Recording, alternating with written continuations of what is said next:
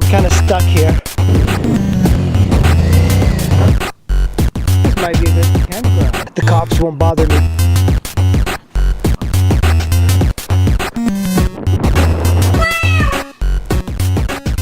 Just took my first crash here. It's been a while since I actually made the video, but I'm leaving work right now.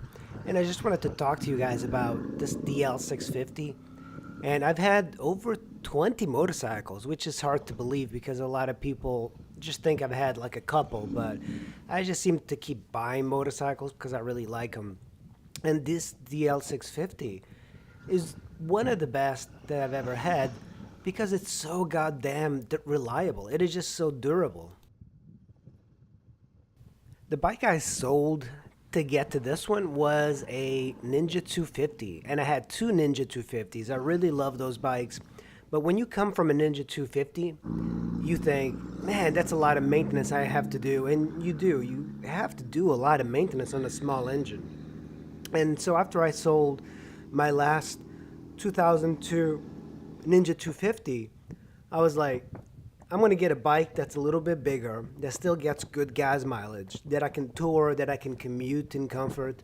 And I really never liked the DL650's look, so I never really paid much attention.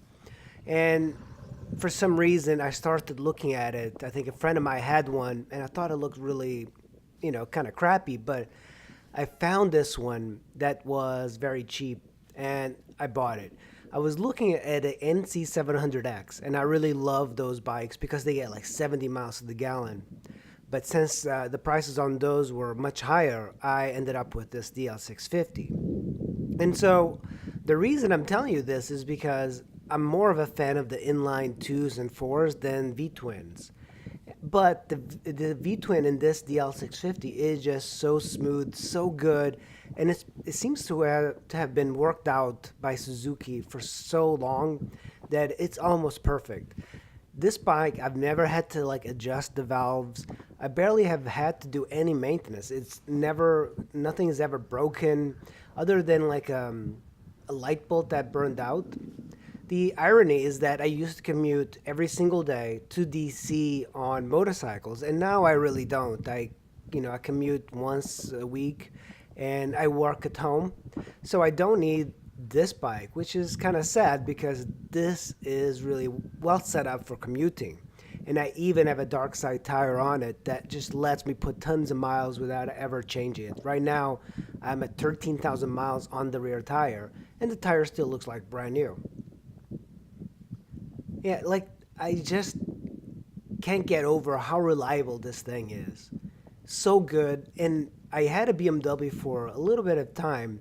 And when you go to BMW, you realize that it's really not as good quality as people say. I know that a lot of people are going to hate me for it, but BMW, compared to this Suzuki, I'm comparing the GS, of course. The GS is a little bit more off-road and things like that.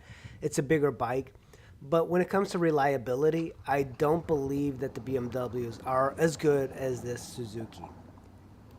Now, I always talk about downsides because I'm a very negative person. So the downside of this Suzuki is what I've found in other Suzukis. I've had a couple other Suzukis, and it is the electrical system. It seems to be kind of crappy, things kind of get burned out. I haven't had much of a problem with this other than a light bulb, but I've had Suzukis that the rectifiers have burned out, and I've never had that on, for example, Yamaha or Honda. I'm currently at 40-something thousand miles and not one single problem. You can watch some videos on my YouTube channel that show, for example, the counter shaft sprocket little rod breaking. But that's all because of my neglect of maintenance. And the reason I neglect the maintenance is because I'm not used to doing maintenance on this bike because it is so reliable and durable. When I had an EX250, for example, I would have to do maintenance on it just about, every month or so. But not with this. If you want a very reliable bike, a V-Strom is just such a great buy, especially these older ones from the early 2000s. This is a 2005. Super reliable. You can get to work and you can still get 50 miles to the gallon. It's just incredible.